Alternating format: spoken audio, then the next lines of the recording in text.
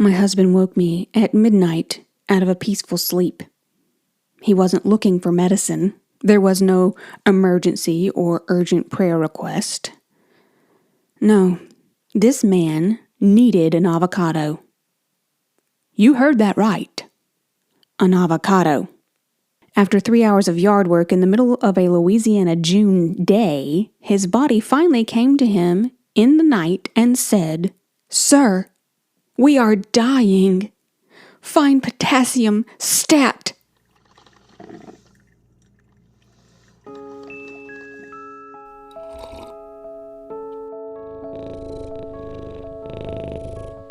In Louisiana, the ideal time for yard work is in the early morning when the sun is still deciding whether it wants to ruin everyone's life. My husband, however, does this thing where he decides to do yard work during the hottest, most unreasonable part of the day. He does yard work during the noontime hours at the end of June in Louisiana. Yard work. Not even sure you can call it that. In Louisiana, you have the kind of heat where the air has weight. The humidity wraps itself around you like a damp towel and plots with the sun to torture you until you cry out for mercy or go inside. The whole state feels like it has been placed inside of a crock pot and forgotten by a distracted relative. Despite all this, my husband still goes outside with tools like a man who has learned nothing from the previous incidents. Every time he does this, I say the same thing. Make sure you hydrate and take frequent breaks.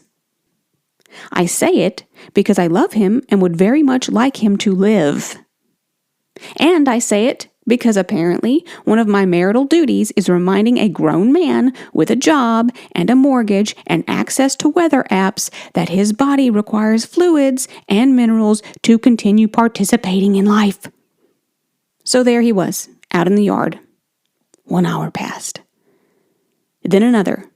At about the 2-hour mark, I went out looking for him because I know this man. I know his ways. I know that once he gets locked into a project, he will keep going long past the point of wisdom, comfort, or common sense. And I found him soaked through, dripping sweat. The Louisiana sun had defeated him and was now parading him around like a trophy. At that point, I had to talk him into quitting. Eventually, he came inside and drank some water. Then he had a shower. He seemed reasonably alive, and I asked him if he had replenished his electrolytes. He said he had. Fine. I accepted this answer, but not with confidence. I have been married to him long enough to know that sometimes when a husband says, "I did," what he means is, "I understood the assignment, but I didn't take it as seriously as I should have." But I let it go. Then 7 o'clock rolled around. By then, he had developed an ocular migraine. He had a headache and felt yuck, which is the technical medical term for my body has begun sending formal complaints. I told him it was probably from the yard work. I told him he probably needed more electrolytes. Again. His response, "Nah, I had some. I've been drinking water." You can lead a horse to water, and you can also lead a husband to electrolytes. But you cannot make him believe you until several hours later when a glowing rectangle says the same thing with less marital history. Anyway, I made him go to bed early because that is what you do when the man you love has spent 3 hours trying very hard to become jerky in the Louisiana sun and is now seeing migraine fireworks. So he went to bed, and I went to bed, and eventually I fell into a deep, satisfying sleep, blissfully unaware that my night was about to be interrupted by emergency produce. Somewhere around midnight, from the darkness, I heard him. "Amy?" That is what he calls me. In most circumstances, it is sweet. After midnight, when I've already entered REM, it becomes a felony. Again, from the darkness, "Amy, I need some avocado.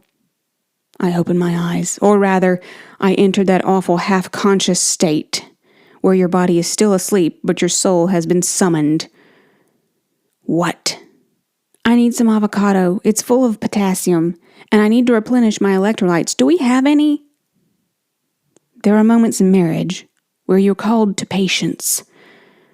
There are moments where love is gentle, and grace covers a multitude of sins.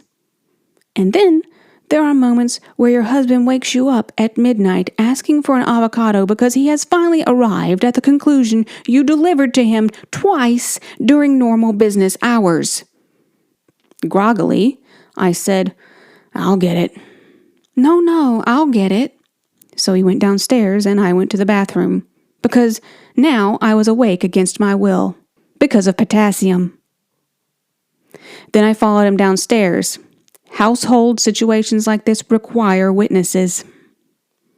And there he was, standing in front of the open refrigerator door, scarfing down an avocado like a possum who had been surviving a famine.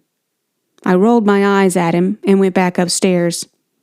He followed me. I thought the incident was over. It was not. A few moments later, he went back downstairs, so I followed him again, because what the heck was this man doing now? When I got downstairs, he said, I couldn't stop thinking about that tomato, so I ate it. There are so many sentences in marriage that you do not expect to hear. That was one of them. Well, I said, I hope it was fresh. And he continued, I also drank a bunch of pickle juice and downed a spoonful of magnesium and potassium. I feel so much better now. At that point, I fumbled over to the kitchen lights. What are you doing? He asked. I needed interrogation lighting. I needed the man who had ignored my earlier electrolyte counsel to stand before me under the full brightness of accountability. So I turned on the light, and I gave him the look. He started laughing. I needed electrolytes. Oh, I said. You mean the ones I told you to replenish earlier? He stared at me. I stared at him. I told you you needed them, and what did you say? I already did that, babe. I stared longer. He laughed, because apparently he still wanted to live dangerously. And the part that makes me suspicious is that he probably asked AI what he needed. Because when I say, you need electrolytes, that's wife chatter. When I say it again, after symptoms show up, it's background noise. But if AI says, foods high in potassium include avocado and tomato. Suddenly, my husband is creeping through the house at midnight on a mission from the algorithm. I didn't ask. I decided not knowing was better for both of us. I turned off the lights and headed upstairs. He followed me, flirtily, apologetically, as if that was going to make it better. Sweet dreams. Yeah, I told him. I was already doing that when you woke me up. There's a very specific kind of irritation that only happens in marriage. It's not hatred. It's not even real anger. It's the deep spiritual fatigue of loving someone enough to want them alive while also wanting to shake them gently by the shoulders and say, why must wisdom arrive in your life only after it has been repeated by a phone? The man is precious to me. I love him dearly. He works hard, he takes care of us, he's funny and sweet and good-hearted. He also occasionally behaves like hydration is optional and his wife is an unreliable source of common sense.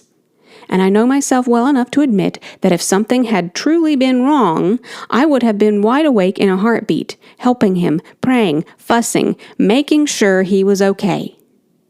But that is what makes the avocado situation deeply irritating, because it was not a mystery. It was not an emergency that came out of nowhere. It was a 10-hour delayed obedience situation with produce, and I was dragged from peaceful sleep into the final act. Yeah, I'm very glad he listened eventually. but I would like it entered into the official record that I told him so. Twice. Before artificial intelligence, which was likely involved, got credit for telling him something his wife had already said. Marriage is beautiful and sanctifying.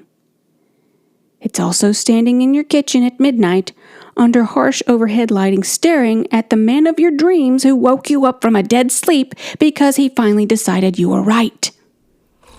And if that's not love, I don't know what is. But next time he does yard work in the Louisiana heat, I may just skip the warning and tape a tomato to his forehead.